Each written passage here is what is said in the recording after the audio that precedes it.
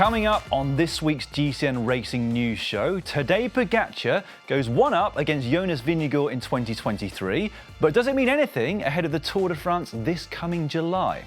I'll be looking at the incredible stats of Pogačar in his career so far, as well as looking back at another Slovenian victory in Italy, where Roglic was back to his best at Tirreno Adriatico.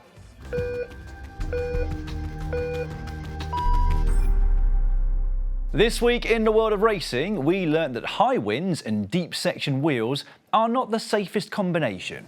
Oh, whoa, whoa, whoa. Goodness me. Well, you saw the crosswind, nearly slammed him into the wall there. It could well get... Oh, look at how they're leaning into the wind, unclipping as well. That was a really nasty moment. I am sure many of you will have experienced the fright that is being blown to the side of the road like that. Not nice. We also learned that the new Roglic victory celebration is simply to stop the recording on his head unit. But look at this, Roglic is hitting it once more. He's hitting it for 1-2. Oh, 1, 2, 3, you might add. 3 stages in a row for Primož Roglic. And finally, we learnt that Tadej Pogačar is the best rider in the world at the moment. Pretty much every cycling fan in the world was looking forward to seeing him up against Jonas Vingegaard for the first time in 2023 at Paris-Nice, but it perhaps wasn't the battle that we'd hoped to see. Pogačar was simply on a different level for the whole week. Not even the revamped team time trial could help Jumbo-Visma get the better of him. The dominance started on stage 4 the day after that team time trial and the first summit finish of the race. Both Pogačar and Vingegaard had at points been smiling to the cameras that day. Vingegaard was the first to attack on the summit finish, immediately followed by Pogačar, but with Pogačar uninterested in working, they were brought back by the group. David Gaudu of Groupama was the next to go, and he took a sizable advantage before Pogačar decided enough was enough and set off in pursuit. This time, though, Vingegaard didn't have the legs to respond and would end up losing 43 seconds that day.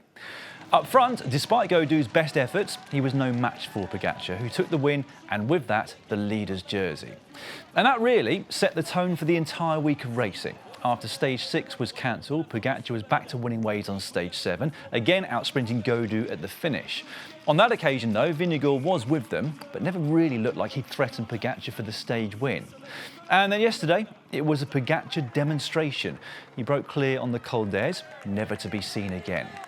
So then, 3 stage wins, the general classification, the points and young riders classification for Pogačar, whilst Vingegaard had to settle for 3rd place on GC.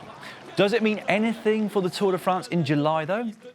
Probably not. We are used to seeing Pogačar win from the very start of the season to the end, but Vingegaard is not as prolific. Yes, he won the Fonardèche Classic at the start of 2022, but at Tirreno, he was playing second fiddle to Pogačar, finishing second but almost 2 minutes behind him. He's clearly a rider who's very capable of peaking for his goals, as most Grand Tour greats have done in the past. That said, who knows what the mental impact is going to be? I would imagine that Vingegaard is very strong mentally, kind of have to be to win the Tour de France, but watching your closest rival attack and ride away at will must be tough to watch, even if it is 4 months away from your key goal of the year. Now, one man who must be buzzing for July already is David Gaudu. He was the only rider in Paris-Nice who looked like he had any chance of putting Pogačar into some sort of difficulty. Second on the general classification for him must feel as good as a win in that company, and it will go a long way to ensuring he has full team support this July. Right then, on to some Pogačar stats. You know I love the numbers. So far in 2023, he's completed 13 days of racing and won 9 times. That's more than 14 of the 18 World Tour teams have won so far this year. And even if you take the 2 general classification wins out of the equation, it still means he's crossed the line first more times than he hasn't. Now, given that he won his final 2 races of 2022, it means he's now won 11 races from his last 15 days of competition. A strike rate rarely seen in cycling, and never seen, I would say, as far as I can remember, in the modern era of men's cycling. Now, his consistency in stage races is also out of this world. He started and finished 21 stage races since turning pro at the start of 2019, and he's won 13 of them. Of the others, 13th was his worst result, and that came at the Tour Down Under, his first ever professional race. In 20 of the 21 stage races he's done, he's been top 6. In 18 of them, he's been on the final podium. The last time that he wasn't on the final podium of a stage race was in August of 2020, where he finished a lowly 4th at the Critérium du Dauphiné. Now, over those 21 stage races, he's also won 5 points classifications, 5 King of the Mountains, 15 youth category wins, and taken a total of 171 leaders' jerseys.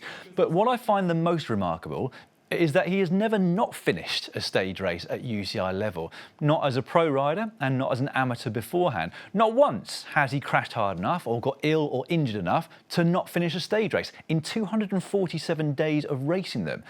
Is that just luck? Well, I'm sure that luck plays its part, but bike handling, a very robust body, and the fact that he's not over his limit as much as most others probably play the biggest part in that. It's really rare to see anything go badly wrong for Tadej Pogačar. But because of that, we're yet to see how he does deal with a major setback. You've got to imagine that it will come at some point, and only then will we see whether or not he can bounce back, as well as his compatriot, Primož Roglič. More on him later on. What I would like to know from you, though, is are you finding it boring? Let's face it, most of us could have predicted what was going to happen on the final stage of Paris-Nice yesterday and got it pretty much spot on. That's quite the contrast to what we often see on that final stage, which is normally one of the most exciting and enthralling of the entire season. Let me know your thoughts in the comment section just down below. For my part, I'm not finding it boring just yet.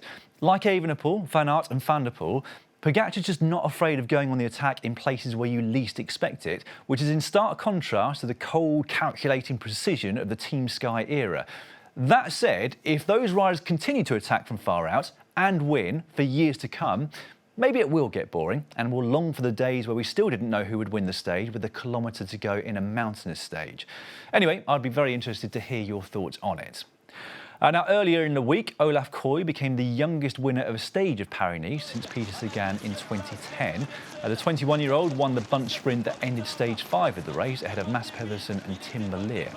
That's his 16th career win, his second at World Tour level, and by far the most prestigious so far for him.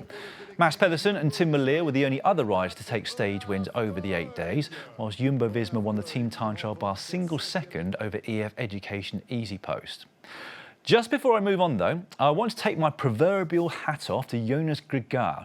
He was the only rider whose name isn't Pogačar that came away with a jersey from Paris-Nice. He was on the attack almost every single stage of the race and managed to rack up enough points to win the polka dot jersey outright. And that is why he is this week's GCN Rider of the Week. Well done, Jonas. Well done, Uno X. On to Tirreno now, and the return of Primož Roglič. He was only added to the Jumbo-Visma roster just days before the start and was apparently coming in to test the legs and get some racing in them. 3 consecutive stage wins and an overall title later, I think we can all assume that he passed that test with flying colours. The week started with an individual time trial as dominant as we've ever seen, I think, from Filippo Ganna. He just obliterated the entire field, taking 28 seconds off the second best time set by Leonard Kemner, and that was over a duration of just 12.5 minutes. I was actually starting to think that the Ganna era of TT domination might be coming towards an end, but once again, I was wrong. The sprinters had their first chance 24 hours later, with Fabio Jakobsen taking his second win of the season there. Jasper Philipsen, though, was the most successful sprinter of the race, taking wins on stage 3 and 7 after 2 incredible lead-outs from his teammate Mathieu van der Poel. It's been a long time since I've seen any sprinter delivered so comfortably towards the finish line as stage 3, and Philipsen, by his own admission, barely had to do anything after Van der Poel had peeled off. Stages 4 to 6, though, were dominated by Jumbo-Visma and Primož Roglič. He outsprinted Alaphilippe into Tortoreto on stage 4, got the better of a relatively large group who reached the summit of Sassuteto on the summit finish 24 hours later, and then got the better of Almeida and Gegenhardt on the Muri stage on Saturday. Now, the interesting thing about Roglič over the week, though, was that he was like a silent assassin. You barely saw him on the first 2 of those wins before he crossed the finish line in first place. It's almost as though, because he had so much bad luck in the second half of last season, his rivals have forgotten about his abilities and are quite happy to come to the line with him. Well, he's reminded all of us and all of them just how classy he is on a bike and allayed any doubts about his recovery from the injuries of last year. Right then, who wants some Primož Roglič stats?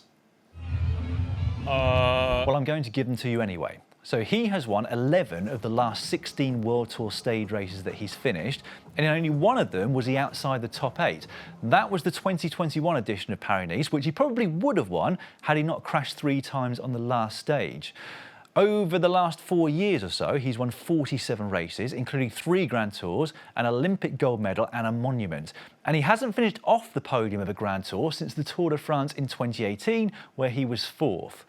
What makes things remarkable on Roglic's side, though, is that, unlike Pogačar, all of those results have come alongside a string of bad luck and crashes. Every time he's knocked down, he gets back up again, unfazed, and gets back to his winning ways.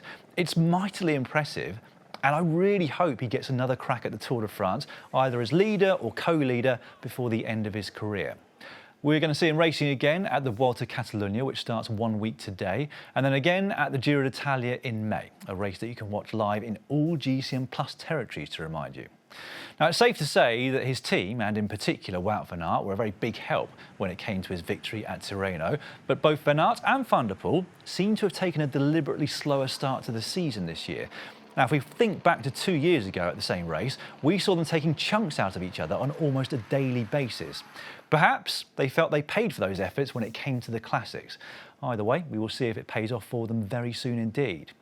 Incidentally, it was the first time that Van Aert hasn't won a stage of a stage race he started since the Tour of Austria in 2018, and the first time that neither Van der Poel or Van Aert have won a stage in a race they both started since the 2015 Tour of Belgium. Maybe they're just past it. I mean, they are in their late 20s now, after all. Now, whilst the stage of Paris-Nice was cancelled due to high winds that the riders also experienced in Tirreno Adriatico the same day, in general, the weather was pretty good at both races. That could not be said for the Ronde van Drenthe at the weekends. The women's race came close to cancellation due to snowfall, but thankfully, after a bit of rerouting and shortening of the race, they were able to race on Saturday. With 6 ascents of the Flamberg instead of the planned 2, though, there was plenty of opportunity to attack, and in the end, plenty of attacks. However, with the largest group still coming to the finish line, and Lorena Wiebes in it, there was only really going to be one result. Once she kicked for the line, nobody could match her, and she'd comfortably take her 3rd win in a row at that particular race. That was a feat last achieved by Marianne Vos, who did the triple between 2011 and 2013. For Wiebes, it was her 3rd win of the season from 7 days of racing, and it was subsequently revealed by her team that she's going to donate all of her prize money to the Amy Peters Foundation, the former SD Works rider who suffered life-changing consequences after a training crash in Spain just over a year ago. A lovely gesture indeed. In the men's race, which was equally as grim, if not quite as cold, Per Strand Hagenes became the youngest ever winner in the race's 75-year history. And the Norwegian formed part of a 4-man group that stayed clear of the rest and successfully attacked that group in the finale to take his first pro win. He's just 19 years of age, and it was only 2 years ago that he won the Junior World Championships in Leuven. Last year, he won Paris Tour Espoir, and he is definitely one to watch in the present as well as in the future. He's going to remain in Jumbo-Visma's development squad this year before making the jump up to the pro ranks next year. Right, I'll move on now to what you can look forward to watching on GCN Plus this week, and the big one is on Saturday. The first monument of the year, and the longest at that, it's Milano-San Remo. Our coverage will start first thing in the morning at 8:45 GMT, with the race proper starting around half an hour after that. A reminder that this is a race that we can show live to all GCN Plus subscribers, no matter where you are, so I very much hope that you'll be joining us then. As ever, there are about 20 riders in with a genuine chance of winning the race on Saturday. We're going to have a big preview up on GCN Racing in the next couple of days, and we'll also be posing the question as to whether it's the best bike race of the season in this week's World of Cycling. That is exclusive to GCN Plus and will be out this Wednesday. Talking of La Classicissima, if you'd like to get your hands on this very t-shirt, well, a design like this, not this very t-shirt, simply head over to shop.globalcyclingnetwork.com, where you'll find pretty much a complete classics collection of t-shirts. Now, aside from MSR, we've also got Milano-Torino on Wednesday. That race took a new slot in the calendar this time last year and was won by Mark Cavendish. It's another flat edition of the race, so it should come down to a bunch sprint at the end. On the same day, we have both the men's and women's Nochla Corsa over the cobblestones of Flanders. The Grand Prix de Dinant is on Thursday, the Bredener Coxede Classic on Friday, and then the Classic Pays de la Loire on Sunday. So a busy week, and the good news is that all of those races are available in every GCN Plus territory. No restrictions at all. That's not the case, though, for the Australian National Track Championships, which run from Wednesday through to Sunday, although they are available to watch everywhere except for Australia. In other news, we must send our congratulations to world time trial champion Ellen van Dijk. She posted to social media last week to reveal that she and her partner Benjamin are expecting their first child this September. She also said that she hopes to return to the top of the sport in time for the 2024 Paris Olympic Games. Kristin Faulkner, provisionally third at Strade Bianche just over a week ago, is under investigation from the UCI for wearing a glucose monitor during that race. Now, a number of people spotted the noticeable bump on her left shoulder and pointed out that it was against UCI rules. However, Jaco Alula have responded by saying that Faulkner was a last-minute addition to their roster for the race, that she just fitted the monitor and she didn't use the data during the race because she wasn't connected to her phone. The UCI are yet to make a decision on the matter. And finally, an update as to the wins per team in the World Tour on the men's side so far in 2023. UAE still at the top of the table, now on 15, courtesy of the 4 extra that Pogačar took at Paris-Nice. But Jumbo-Visma now just 1 behind them on 14. And remember, they only had a single win before Vingegaard started racing at O Gran Camino, but they've since taken 13 wins in the space of less than 3 weeks. Soudal Quick-Step are in third on 12 wins, EF are fourth on 10. But at the other end of the table, Jasper Philipsen's 2 wins at Tirreno Adriatico get them off the bottom. It's Astana, Bora and Groupama that are all locked there now, all with 1 win each. Right, thank you very much for watching again. I will see you soon.